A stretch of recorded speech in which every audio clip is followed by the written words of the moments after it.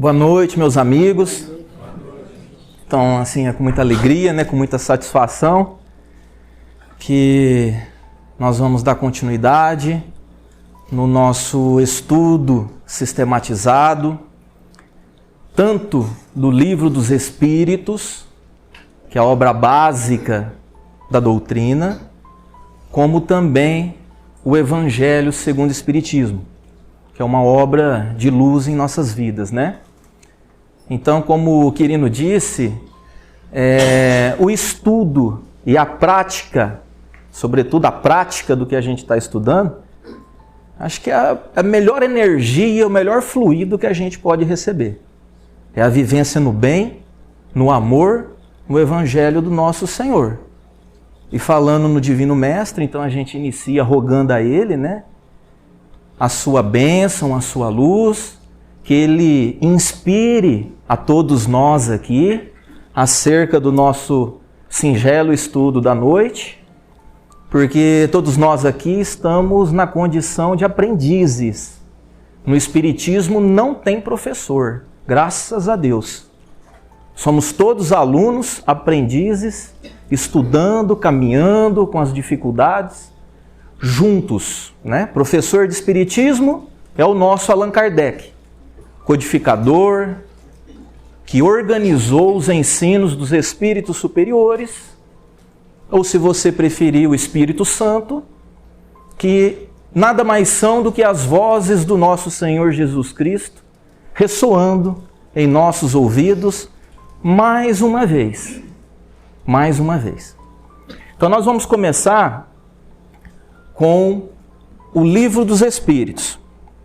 Hoje nós vamos falar um pouquinho sobre a questão 59.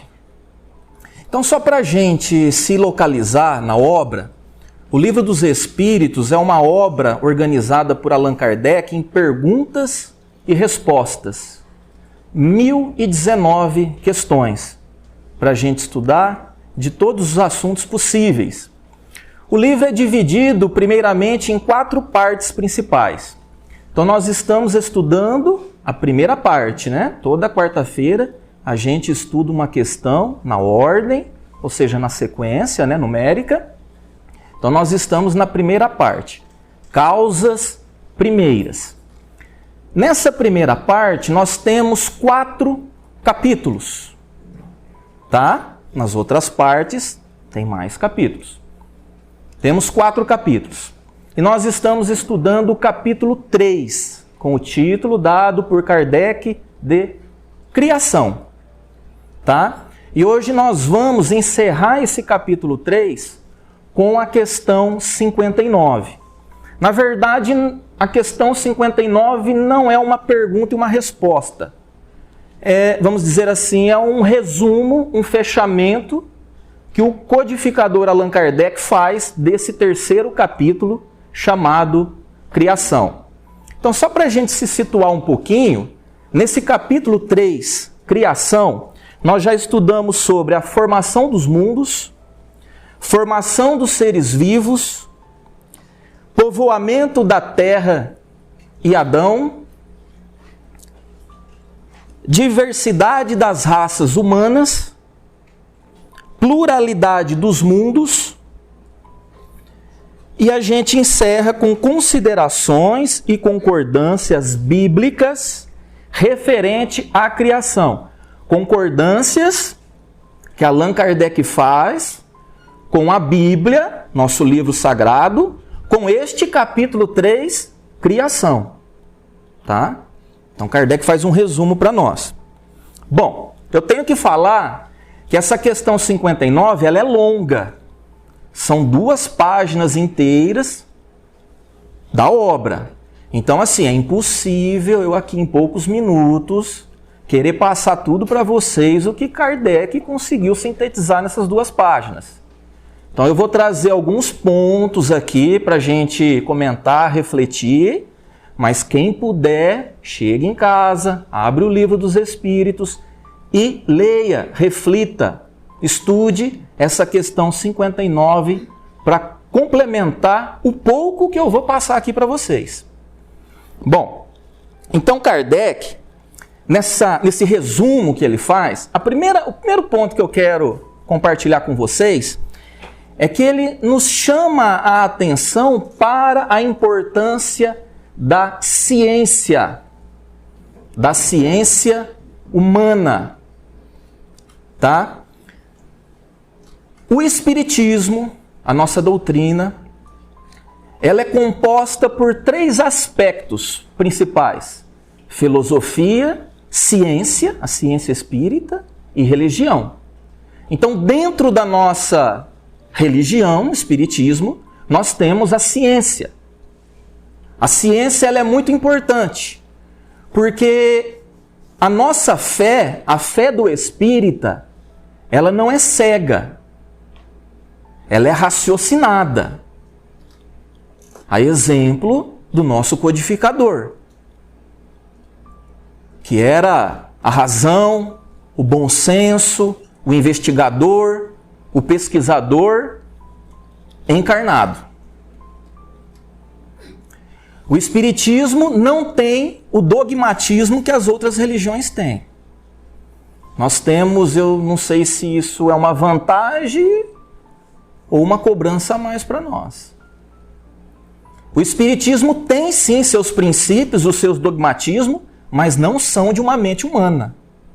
Não foi criado por nenhum homem, ao contrário dos outros. Os nossos princípios é do Cristo, trazidos pelos espíritos superiores e codificado por Allan Kardec. Então a razão é muito importante, a ciência é muito importante, porque nós percebemos que ao longo do tempo a ciência vai fazendo descobertas, revelações, vai provando, constatando. E contra provas concretas não há argumentações. Então esse é o primeiro ponto que Allan Kardec chama atenção para a gente. E eu vou citar alguns exemplos, não são todos, como eu disse, de concordâncias que Allan Kardec nos mostra sobre esse capítulo 3 do Livro dos Espíritos, né? A criação. Concordâncias entre a ciência, o espiritismo e a Bíblia. E a Bíblia, sobretudo o Velho Testamento, a Gênesis de Moisés, ou pelo menos atribuída a Moisés. Então, o primeiro ponto é que a Bíblia diz, né? Não é assim que os nossos irmãos falam? A Bíblia disse, né? Então, para cada um a Bíblia diz uma coisa, né? Porque cada um faz a sua interpretação da Bíblia. Mas é assim que a gente ouve, né, por aí, né? A Bíblia disse, a Bíblia está falando aqui para mim que Adão foi o primeiro homem no sentido de humanidade, a existir na Terra. É isso que a gente sempre aprendeu? Então ele foi o primeiro homem. E Adão habitou a Terra mais ou menos há 4.000 anos antes da nossa era cristã, antes de Cristo. Então hoje já dão 6.000 anos, né?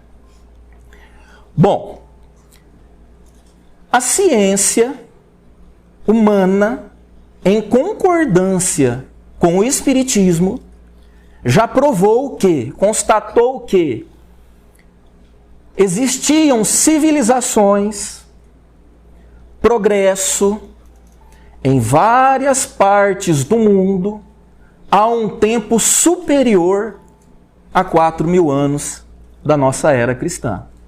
É provado, é constatado. Outro ponto. Esse problema aqui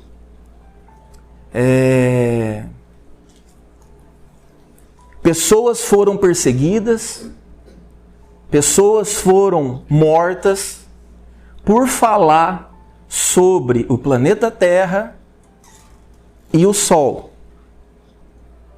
Porque a religião não aceitava. E a gente sabe da força da igreja no mundo, né? Então, alguns insinuavam que a Terra não era o centro do universo, como a igreja dizia, né? E que o Sol girava em torno da Terra. Muitas pessoas foram perseguidas por muito tempo, mortas, por querer trazer essas questões a público. A igreja não percebia, não aceitava. Bom, o tempo foi passando, a ciência mais uma vez provou que o universo não tem só o Sol, não tem só o planeta Terra, tem bilhões e bilhões de sóis, de planetas, de astros, e que a Terra e nem o Sol não é centro de nada. Não é centro de nada. É uma estrelinha e um planetinha, uns cisquinhos no universo infinito. Então hoje nós sabemos que nós estamos num sistema planetário, nosso sistema solar, e que todos os planetas giram em torno do Sol num movimento de translação. E o planeta Terra gira em torno de si mesmo, movimento de rotação, dando para nós o dia e a noite. Então a ciência provou. Mas pessoas morreram por causa disso. Por causa do dogmatismo das igrejas, dos homens. Então a gente está percebendo a importância da ciência unida à religião. Essa aliança, né, que o Espiritismo nos fala. Então, a religião, a ciência tem que andar de mãos juntas. É isso que vai acontecer. E outro exemplo, só para a gente encerrar, para a gente não alongar muito aqui na questão, é aquela outra questão, né? A Bíblia diz que Deus criou o mundo em 6 dias. A ciência também, a ciência humana, já comprovou, já provou que não tem nada de 6 dias, através dos exames nos fósseis. Então esses 6 dias estão mais para simbolismo, para períodos, né, de milhares de anos. Isso já é provado. Então, a igreja, os religiosos, né, com a sua vaidade, o seu orgulho, vão ter que torcer o braço. A religião precisa da ciência. E a ciência precisa do aspecto espiritual. Então, esses 2 pontos partem de Deus, a ciência e a espiritualidade. Então, Kardec nos chama atenção para isso também. O próprio codificador Allan Kardec, ele disse assim certa vez: se um dia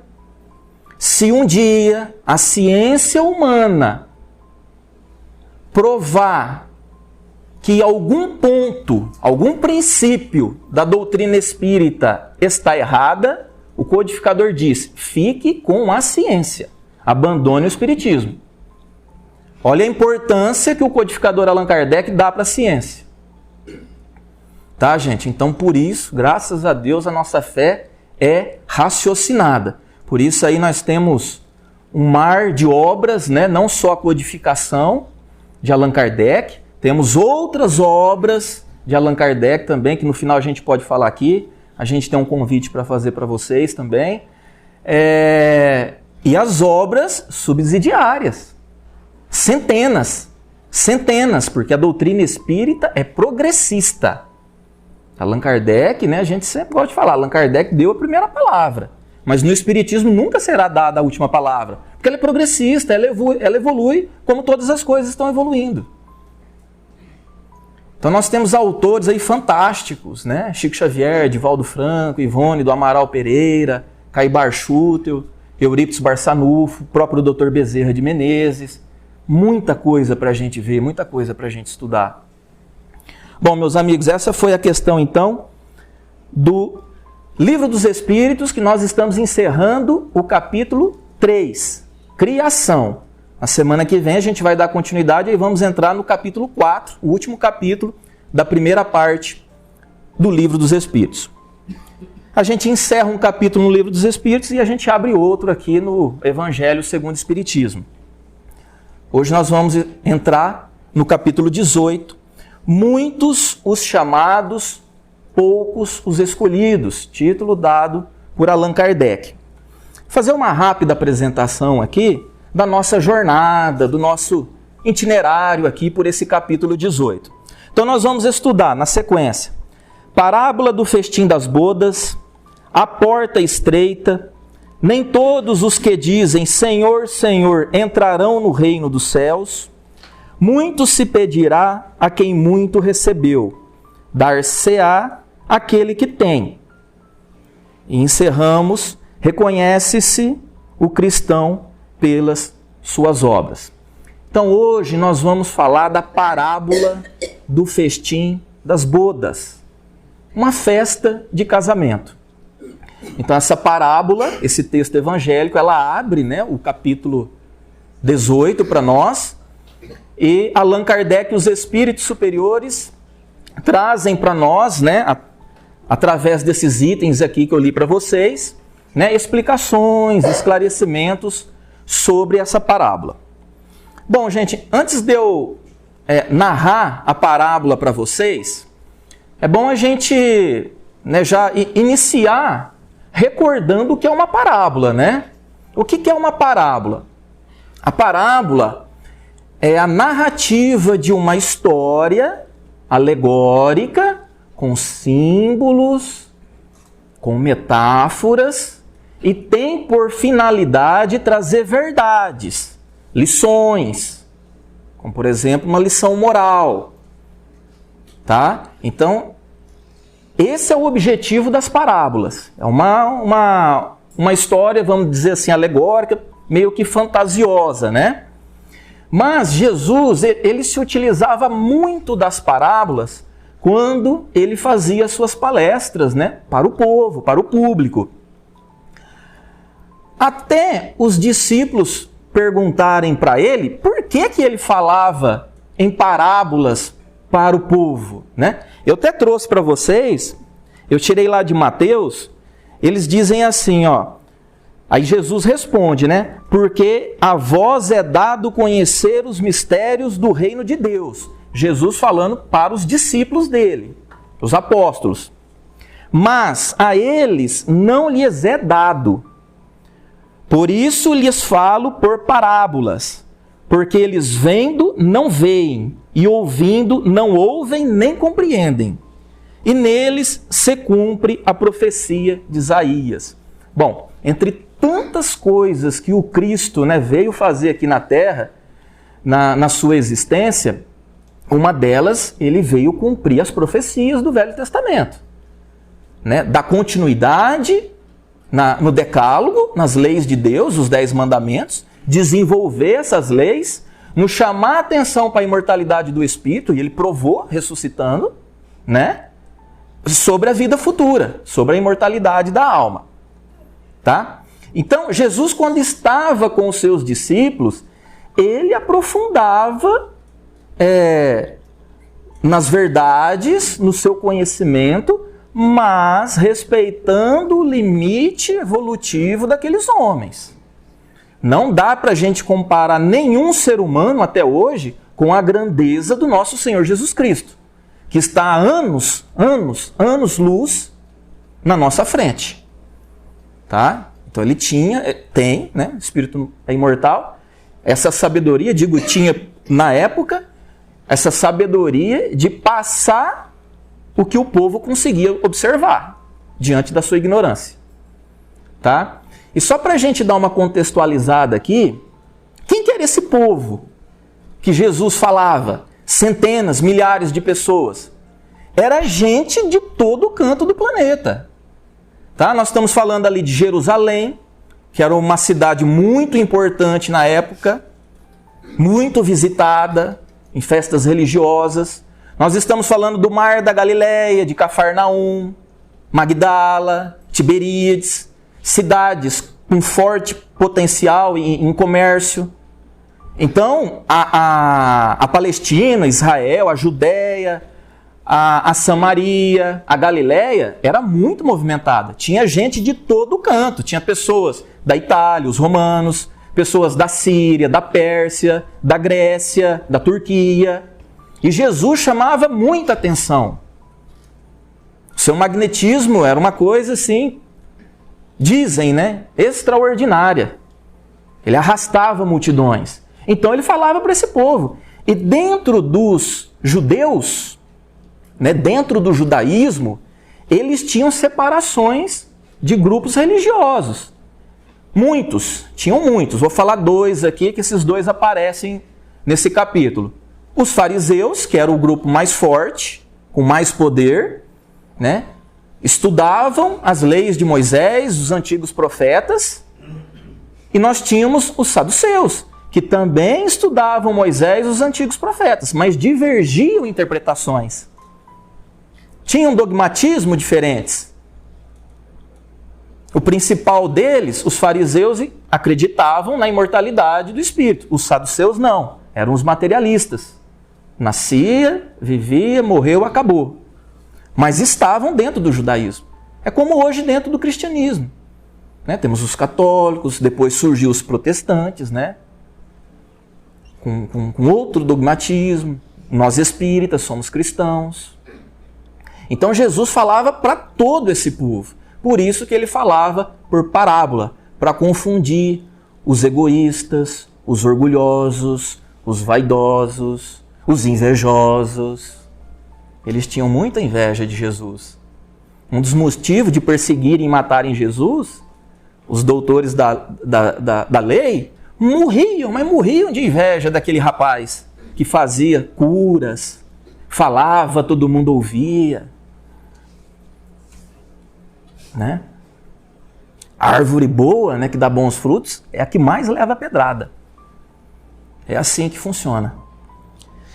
Bom, então eu vou narrar a parábola. Gostaria que vocês prestassem atenção no texto, porque a gente vai falar sobre o texto.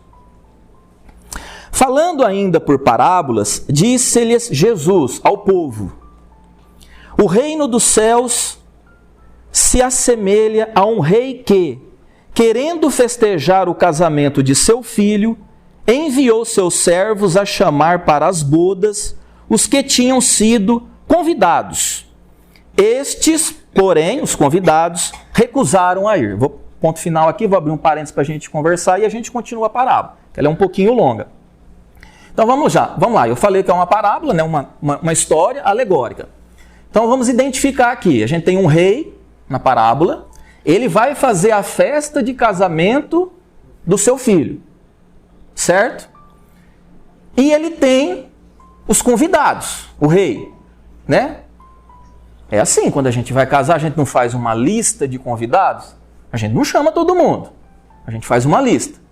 E aqui também nós temos os servos, os mensageiros do rei. Então vamos lá. Então vamos imaginar, eu sou o rei, e eu vou mandar os meus servos, a Bruna e a Corrauch, avisarem os meus convidados que vão ser a turma aqui do meu lado direito. Os meus convidados é o pessoal aqui do lado direito. Eu não estou convidando todo mundo. Eu tenho uma lista de convidados. Tá? Os meus mensageiros, a Bruna e a Corrauch, foram até vocês e avisaram: ó, o rei está avisando para o casamento. O casamento está chegando aí. O que vocês fizeram? Ignoraram a Corrauch, a Bruna, não deram ouvido e ficou por isso. Tá? É isso que está acontecendo até o momento aqui. Então vamos continuar. O rei enviou outros servos, outros mensageiros, com ordem de dizer da sua parte aos convidados. Quem são meus convidados? Pessoal aqui da minha direita. Preparei o meu jantar, mandei matar os meus bois e todos os meus cevados. Tudo está pronto, vinde às bodas, o rei chamando. Eles, porém, meus convidados, sem dar importância a isso, lá se foram. Um para a sua casa de campo, outro para o seu negócio. E alguns de vocês aí, maldosinhos, perseguiram, maltrataram e até mataram os meus mensageiros. Ignoraram o convite. Vocês, meus convidados. Então vamos continuar. Sabendo disso, o rei se tomou de cólera e, mandando contra eles seus exércitos, exterminou os assassinos, ele lhes queimou a cidade. Então disse a seus servos: o festim das bodas está inteiramente preparado, dizendo aos seus mensageiros, mas não eram dignos os que para ele foram chamados. Então, nesse momento aqui, o rei desistiu, né? Já mandei convidar vocês 2 vezes, vocês me ignoraram, até mataram os meus servos. É isso que está acontecendo. Aí, continuando. E depois as encruzilhadas, e chamai para as bodas, para o casamento do meu filho, todos quantos encontrardes. Os servos, então, saíram pelas ruas e trouxeram todos os que iam encontrando, bons e maus, todos. A sala das bodas se encheu de pessoas que se puseram à mesa. Bom, então agora, né, eu desisti dos meus convidados, mandei os meus mensageiros chamar todo mundo. Por quê? Porque a data do casamento chegou.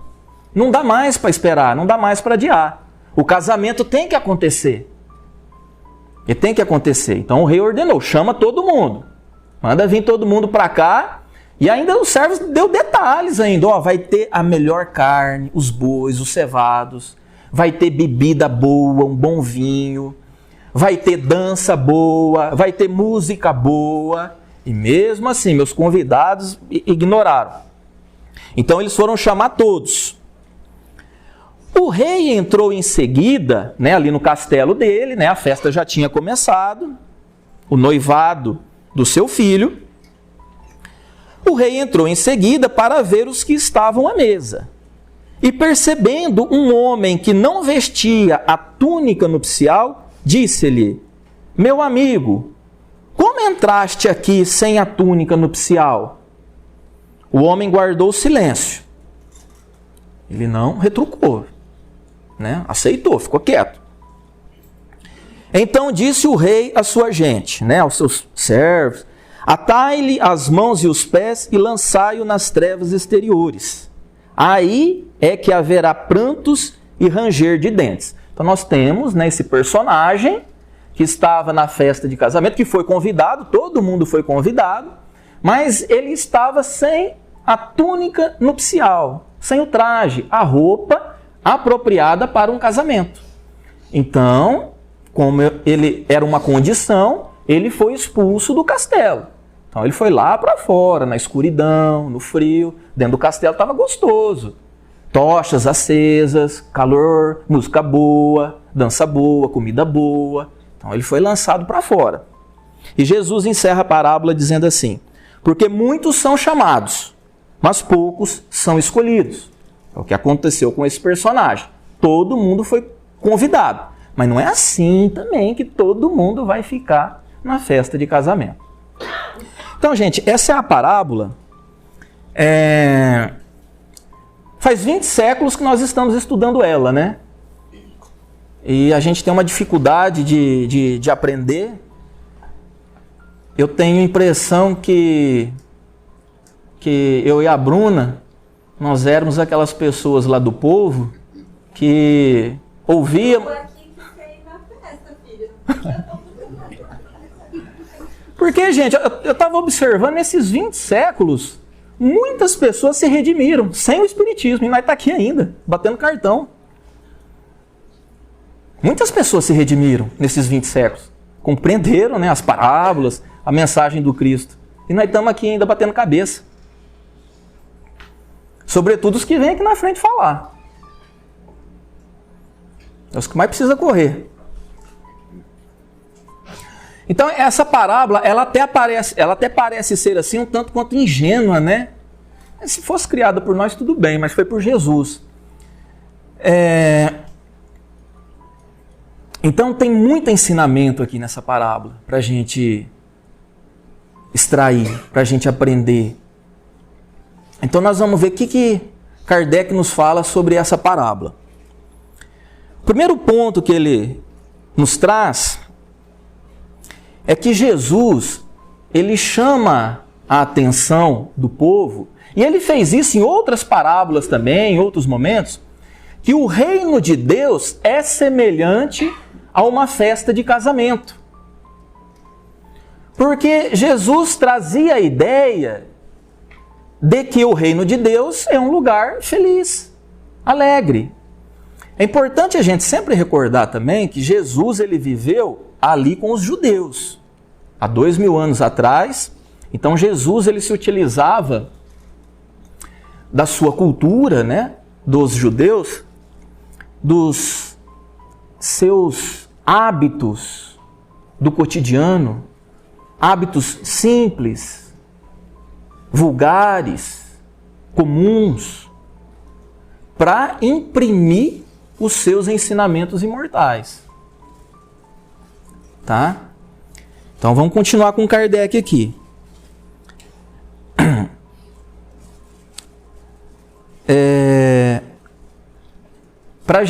Só para a gente entender o que era essa relação que Jesus fazia, ele dizia que se assemelhava, não era igual um casamento, né? Porque o casamento, como eu estava dizendo, era uma festa muito importante, muito prestigiada pelos judeus daquela época.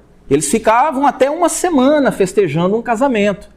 Então, para eles, era momentos de alegria, de felicidade, de abundância, né? Bebida, comida, confraternização, amizades. Por isso que Jesus fazia essa relação para dar um choque neles. Tá? Então, vamos imaginar Jesus chegando agora, aqui no centro do Tio Zeca. Agora, ele entra por essa porta aqui. Aí ele convida todos nós. Olha, eu vim convidar vocês para o reino de Deus. E aí ele diz assim, olha, aí ele vai fazer essa relação, né, que ele fazia com suas parábolas há 2000 anos. Quais são os prazeres? Quais são... O que é a felicidade para você? Aí nós vamos pensar, né? Será que é ter uma mansão? Será que isso me traz alegria, ter uma mansão? Né?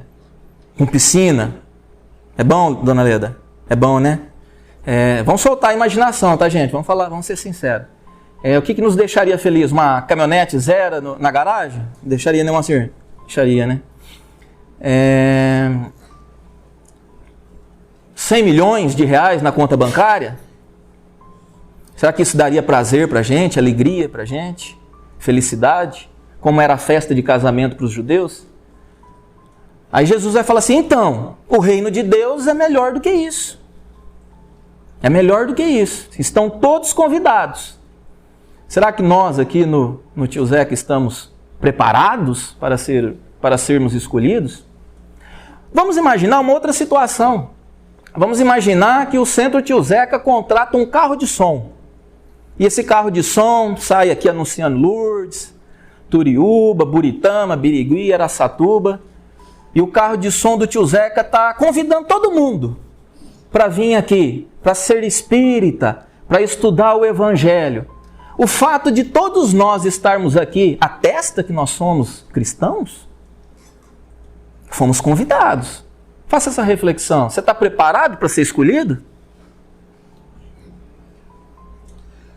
É a mesma situação. É a mesma situação. Então o fato da gente estar aqui não quer dizer nada. Não quer dizer nada. Nós somos os chamados. Os chamados. Os convidados. Escolhidos, muito poucos. Vamos identificar aqui alguns personagens. Quem era o rei da parábola? Deus. Deus é o rei da parábola. Ele vai fazer a festa do casamento do seu filho. Quem é o seu filho na parábola? Jesus. É o noivo. Bom, todo noivo tem uma noiva, né? Mas já nós fala quem que é a noiva. Que mais? Quem eram os primeiros servos? Os profetas hebreus do Velho Testamento. Os primeiros convidados, a turma aqui do lado direito. Povo hebreu. Descendentes de Abraão, patriarca do povo hebreu. Descendência de Israel. Os outros servos. Jesus, os apóstolos, né? Eu não tenho certeza se todos os apóstolos, mas a maioria dos apóstolos saíram de Israel para divulgar a boa nova, para convidar para a festa de bodas, para convidar a boa nova do Cristo ao reino de Deus. A maioria deles, se não todos. E chamar atenção para o grande Paulo de Tarso, né? Que foi o pioneiro, que levou muitas pedradas, decapitado. Foi o grande apóstolo, né, dos gentios. Gentios eram os chamados pelos hebreus, né? Quem não era hebreu era gentil. O resto do mundo era gentil. Então esses eram os outros mensageiros, né? E quem que era todo mundo? Né? Porque a princípio eram os convidados. Povo hebreu. Quem que era todo mundo? Todo mundo, de qualquer país. Foi o que eles fizeram. Foram convidando todo mundo.